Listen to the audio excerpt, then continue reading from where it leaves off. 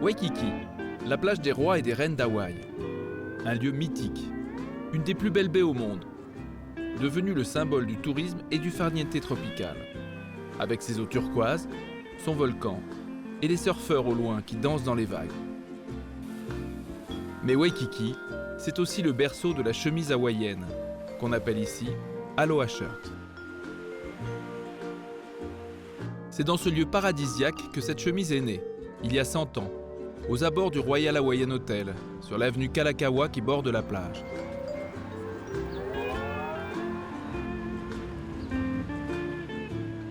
Au numéro 4561, précisément. La boutique existe encore, les propriétaires ont changé plusieurs fois depuis 1905. Mais on y vend toujours des chemises hawaïennes, c'est même aujourd'hui une boutique de luxe. On trouve dans ce magasin les répliques des chemises les plus célèbres, comme la Tapa Tiare d'Elvis Presley ou la Land of Aloha que portait Mick Jagger.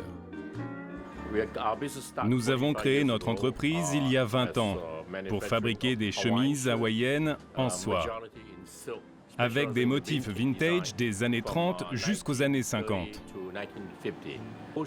Nos chemises sont des copies de modèles originaux que nous adaptons à la soie, qui est un tissu très confortable. Mais tous les vieux modèles ne sont pas très vendeurs. Alors nous essayons de trouver ceux qui se vendent le mieux parmi les modèles vintage.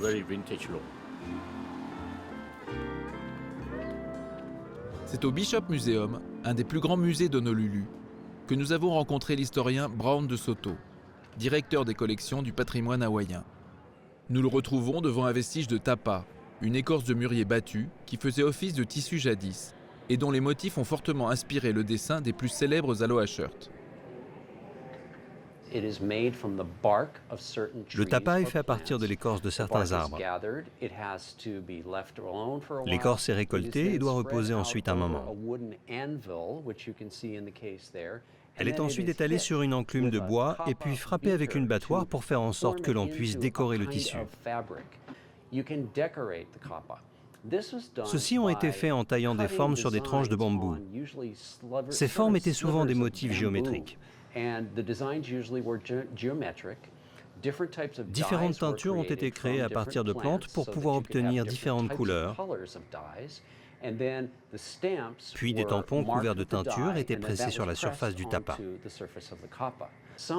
Certaines de ces pièces de tapa traditionnels hawaïens existent encore et sont ici au Bishop Museum. Elles ont été utilisées comme inspiration par les artistes qui ont inventé les motifs de l'Aloha Shirt dans les années 40 et 50.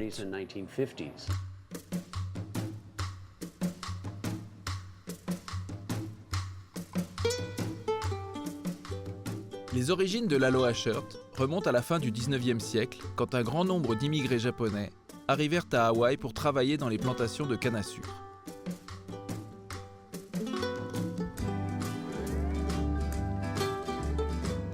Avec eux, parmi leurs effets personnels, du tissu très sophistiqué pour fabriquer des kimonos et des robes. C'est donc des motifs japonais très colorés que l'on retrouve à l'époque sur les premières Aloha Shirts. À cette époque, au début du XXe siècle, beaucoup de femmes japonaises fabriquaient elles-mêmes les habits que portaient leurs familles.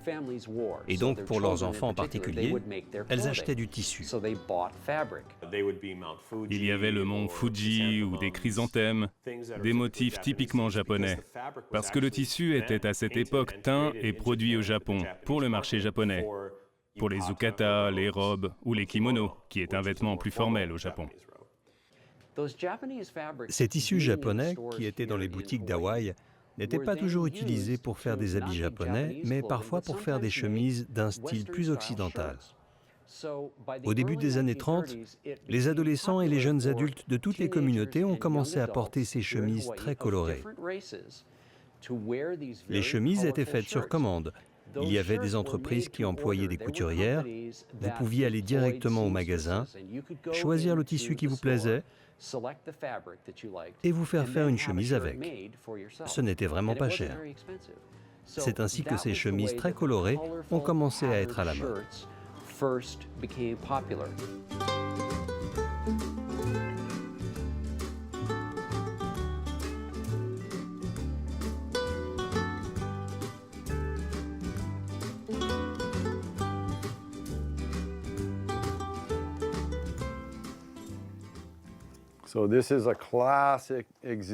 Ceci est un exemple classique des premières chemises, avec le mont Fuji, la mer, les pins, les ponts en bois avec des fondations en pierre et les bateaux à voile japonais.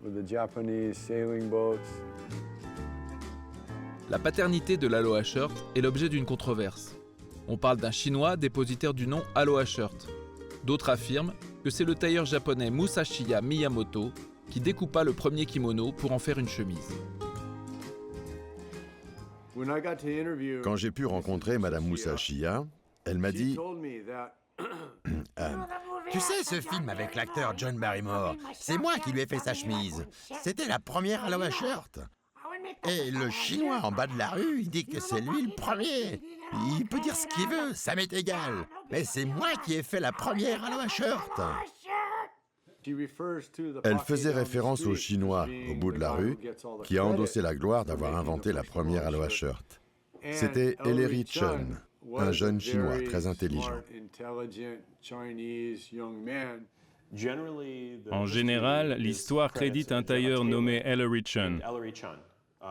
Vous avez dû en entendre parler pour l'invention de l'Aloha Shirt. Ce qu'il faisait, c'est qu'il taillait une chemise à partir d'un kimono.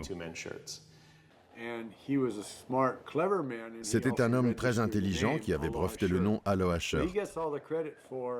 Il fut donc reconnu comme l'inventeur de l'Aloha Shirt, même s'il y avait d'autres histoires comme celle de Madame Musashiya qui disait « Non, non, c'est moi qui ai inventé la première ». Presque 6 personnes ont dit plus tard qu'ils étaient les premiers. Ce n'était pas parce qu'un designer disait « Ceci est ma nouvelle collection, j'ai décidé de lancer une mode ». En réalité, l'Aloha Shirt vient de la rue, ce qui veut dire que les gens ont décidé de la porter individuellement et c'est devenu une mode.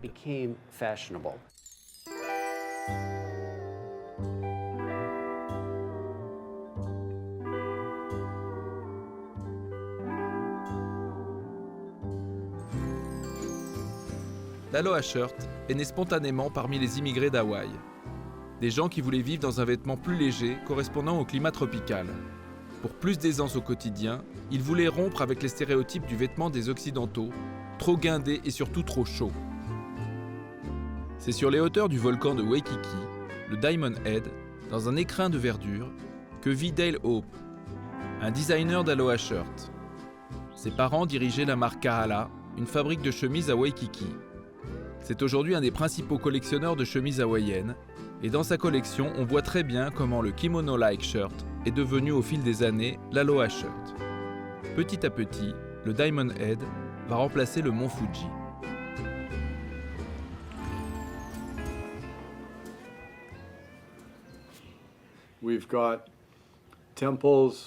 Ici, nous pouvons voir des temples japonais, des calligraphies japonaises, des bateaux de style japonais. C'est vraiment l'imprimé classique oriental.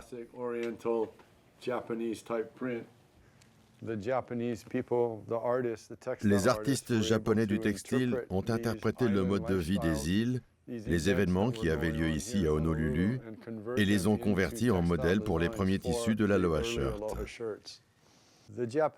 Ils recevaient des photos, des cartes postales au Japon et créaient leurs modèles basés sur ce qu'ils pensaient être Hawaï. Ici, par exemple, nous avons une sorte de scène de canoë hawaïen, alors que ce sont plutôt des canoës de style indien, avec des personnages qui rament l'un contre l'autre. Ici, des filles qui dansent le hula, mais qui ont plus des visages de femmes japonaises qu'hawaïennes. Ça a donc été compliqué pour les Japonais de vraiment comprendre Hawaï et d'avoir une imagerie correcte. Mais ça, c'était les premiers jets. Ici, nous avons un imprimé créé au Japon à partir de cartes postales, d'articles de magazines ou de photos qui leur avaient été envoyées. Nous pouvons voir un petit personnage qui grimpe sur un cocotier, des huttes, des gens en maillot de bain, des canoës à une place et des surfeurs. C'est donc un modèle très intéressant, un classique de l'évolution de l'époque des chemises style kimono en crêpe de Chine.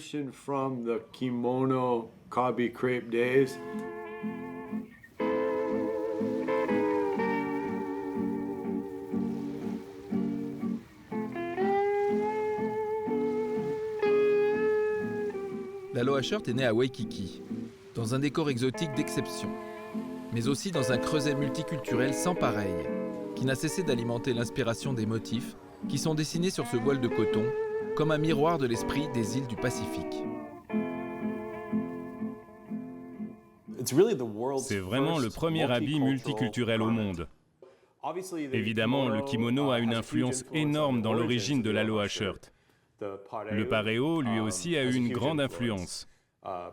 Et Dell a fait beaucoup de recherches sur ce sujet. Les premières chemises viennent souvent du pareo, qui est en général un tissu bicolore très simple, avec des motifs de fleurs ou des feuilles, souvent rouges et blancs, ou bleu marine et blanc.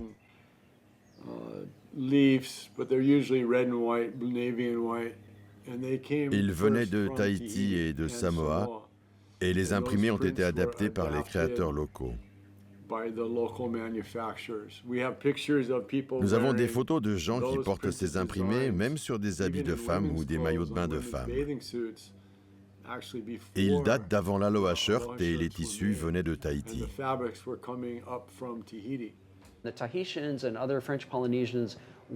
Les Tahitiens et autres Français polynésiens portaient parfois le pareo en plus d'habits occidentaux, ou alors seul, autour de la taille pour les hommes et autour du cou pour les femmes. C'était très confortable. Vous pouviez nager avec ou le porter comme un habit de tous les jours. Vous pouvez voir sur cette photo qu'ils portent des chemises avec des motifs de pareo tahitien et des shorts imprimés. Je pense que ça a eu une énorme influence sur moi, comme pour les résidents de l'île et même les touristes qui venaient ici à Hawaï.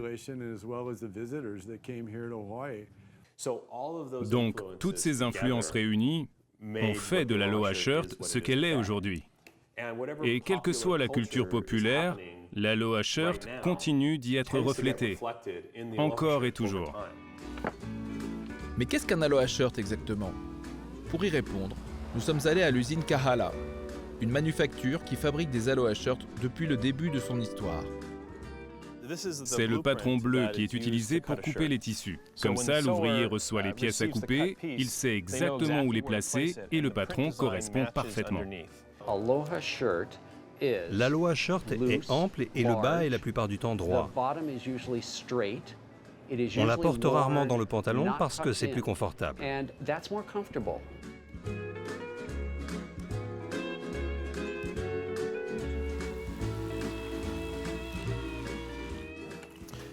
Donc Fred est en train de couper la poche dans le tissu. Le tissu est retourné, n'est-ce pas?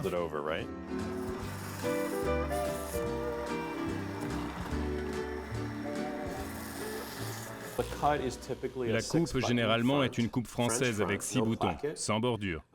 Il peut y avoir 1 ou 2 imprimés différents. Les manches mesurent entre 8 et 11 pouces. Vous pouvez voir ici, l'imprimé est assez chargé. C'est ce qu'on appelle un 24 pouces half drop.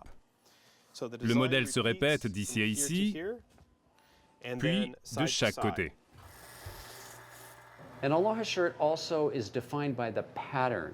L'Aloha Shirt est aussi définie par le motif, ce qui veut dire qu'elle est souvent très colorée. 2 couleurs au moins et un imprimé très audacieux. On peut prendre n'importe quelle couleur, ce qui en fait la beauté. D'ailleurs, plus il y a de couleurs, mieux c'est. On ne voit pas beaucoup de tons pastels dans les modèles classiques d'Aloha Shirt. Mais avec le temps, on en a créé pour aller avec des pantalons ou des shorts. Donc on peut voir un fond neutre avec des motifs colorés dessus.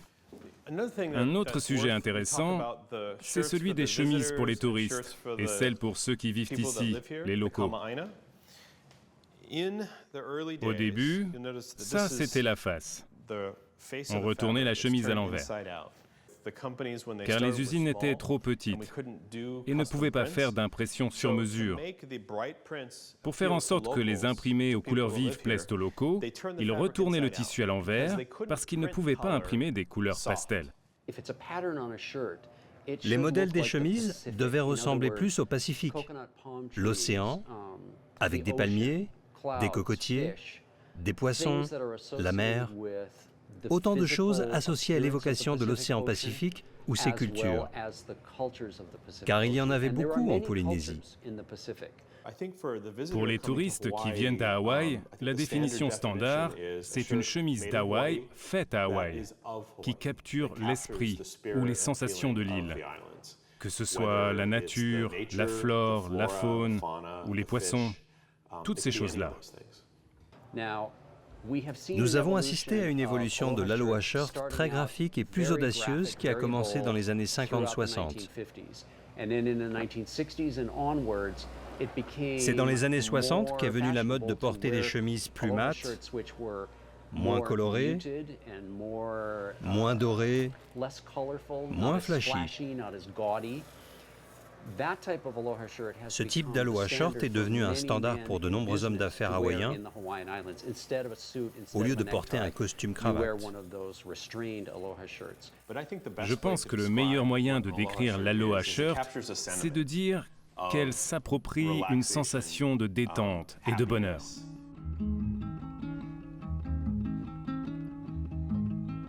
Yeah.